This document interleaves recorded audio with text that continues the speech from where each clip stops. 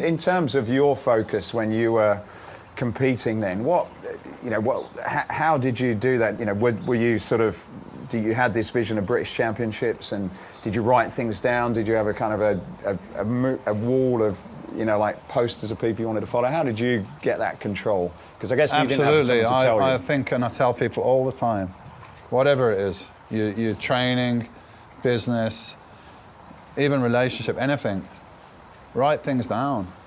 If you've got a goal or a promise to yourself, write it down on a piece of paper and sign it. Like, I intend to stop smoking, and I'm going to stop today, and write your name, and it's there, right? So I did that with bodybuilding. I had break it down into, first of all, I got every workout that I ever did from 1983 to 1997 logged down. Really? Every exercise, every rep, every weight, everything is written down. So every workout I used to write it down, and then I would write down short-term goals, which usually were a month. Okay. Long-term goals were 12 months, which is usually, with me at some point, was ending with a contest, right?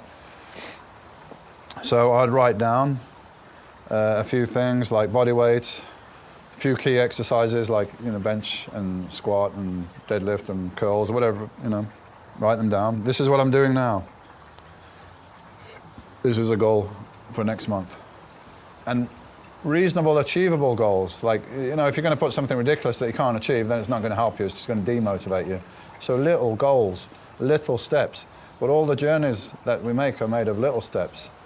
So let's say that you want to climb this mountain, Mount Everest. If you can see the top, you probably can't see it, but let's say you can see the top. It's just so far away, it's daunting, right? So why don't you concentrate? Yeah, I will get to the top one day, but first of all, I will get to that ledge there. And when I get to that ledge there, I will get to that ledge there. And let me focus on that. So breaking it down into little achievable goals. So it might have been, I don't know, let's go back, and I was bench pressing 200 pounds for 8 reps. My goal for next month might be 210 pounds for 8 reps, or 205. It don't seem a lot. But if you added 5 pounds every month to your bench press for a month, it would be 60 pounds at the end of the year. So that would be a big increase. Yeah. And of course, diminishing returns, the bigger and stronger you get and the more advanced, the smaller those goals, the gains are going to be. Right. So I think it's important to have a long-term goal and break that into small, achievable steps to get there. So you got the big one, but you're focused on the little ones that are keeping you focused. If you just focus on the big one, you'll get daunted and you'll get distracted. So break it down into little steps. How often did you used to look at your short and long-term goals? I used to sit down, I used to take 10 or 15 minutes before I went to the gym, to drive to the gym. I'd sit down in my house, a quiet place, and I'd get out my log and I'd look what I did last week.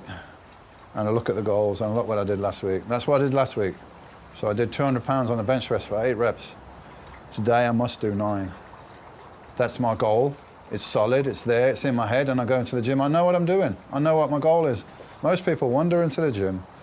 Oh, I'm doing chest today, I'll do a bit of chest then. With no real goals in mind, you're not gonna get very far doing that. I got this observation I make with people in the gym. So when you start training, it's a stimulus that you're not used to. So you will react, yeah? Well, pretty soon your body will get used to that level of stimulus, and that's when you've got to really push it, and you've got to have a plan. And most people don't have that. So you see them progress for the first year, maybe 18 months, and that's pretty much it. They don't really move after that. They're just going to the gym, spinning the wheels, because they haven't got this structure in place. They haven't got the goals. If you haven't got the goals, you're not going to push yourself. To push yourself to real failure, which is what I recommend that people do for a limited amount of sets, short, hard workouts, it's fucking uncomfortable. It's going to hurt. You're going to be out of breath. You're going to feel nauseous. Most people that train with me first time, they vomit. It's that extreme. So why are you going to do that to yourself? Why are you going to push through that? Because you've got a goal that's very important. Otherwise, when you get uncomfortable, your normal reaction is to, fuck this, I'm stopping. You need the goal to push you through that pain. So my goal is greater than the temporary discomfort that I'm going to experience. Right. And I know that. So I'm going to go through that discomfort because I want the goal, greater than I want to feel comfortable. Yeah. It's basically like that. Was it when you were thinking about those things, like your motivation, was it a motivation to get away from where you were at the moment, or was it like a motivation on where you were going to? It was a motivation purely on the physical, on the training, on the body, on the outcome. Right. The rest would fall into place. Right. That's what I was thinking, you know. And you're asking me how long did it take for me to realize that I got what it takes. I had been training for 18 months. 18 months I've been training, prepared for my first contest, which was a novice contest, West Coast Championships in Morecambe. I think you're on the other coast, right, when you were competing in the juniors. So West Coast in Morecambe, novice contest. I remember going there and pumping up backstage, and I'm thinking, there's a couple of good lads here, right? I reckon I might be better than them, though. That was it, yeah? I went on stage, I posed, I came off, and everyone was just freaking out. I had Ron Davis there, who was the head of the IFBB in England, and he judged at the Mr. Olympia. And him and some other judges was just freaked, like, where do you come from? I'm like, I come from Birmingham. Why are you in the novice class? I'm like, because I'm a novice, I haven't competed before, and I don't think I'm good enough for the heavyweights. They're literally almost laughing. Not good enough for the heavyweights, eh? Well, let me tell you something, kid. You're better than all the heavyweights we've got in the country right now. You're the best heavyweight we've got, mate. I'm like, I couldn't really take it in at first.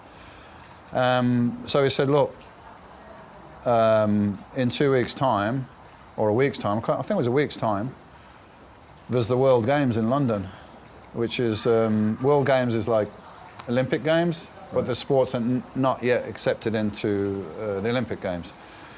So they had bodybuilding there, and this was a world championship level. So if you won this, you turn pro. Right. And they said, we want you to come to some trials in a couple of days, because we're going to choose the team for the British team to go to the World Games. I'm like, is this really happening? Are they serious? So I went to the trials for the World Games, and I got selected. So one weekend I'm in a novice contest. The next weekend I'm in a World Championship and competing against Berry May, who you're probably familiar with. He won the contest. Matt Mendenhall was second. So that was the standard. I used to watch him look at them in Flex magazine when I was there. So there were 13 guys in the World Championship heavyweight class, and I was 7th place. And I'd just been in my first novice contest. So, and you know, I had these people that could be, you know, there weren't some guys at the gym blowing smoke up my ass. No, this guy has been and judged the Mr. Olympia. He sat me down, and he had a gym in Birmingham at the one time. He sat me down and he went through a list of pros, and he's like, you're better than this guy. You're better than this guy now.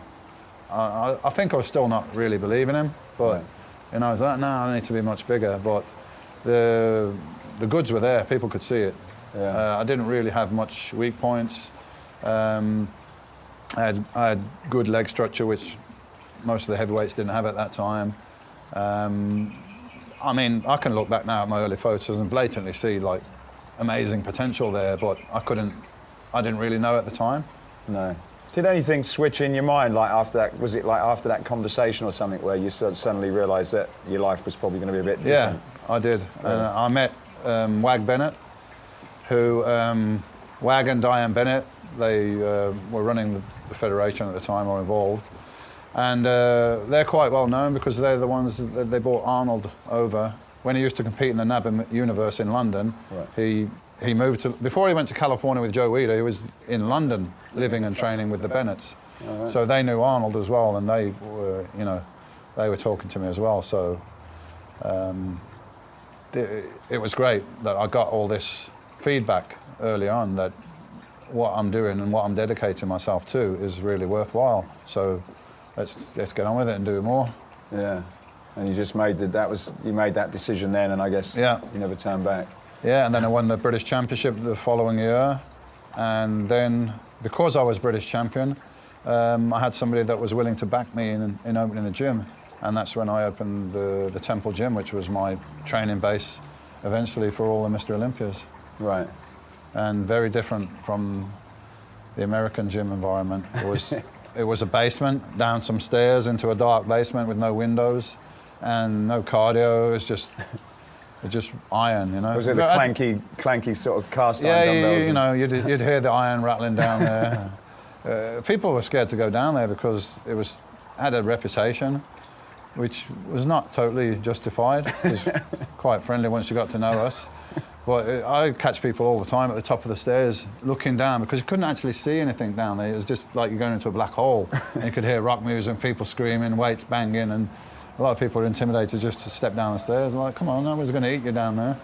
So you were sort of running the gym and working out in it at the same time? Yeah, I opened the gym and I was running that in '87. Well, that's when we opened. So then that was giving me a decent income that I could, you know, really focus on this without any financial stresses. Managed to buy myself a car, all that stuff. So is it right that you didn't have your first car until you was 26? Yeah, 25.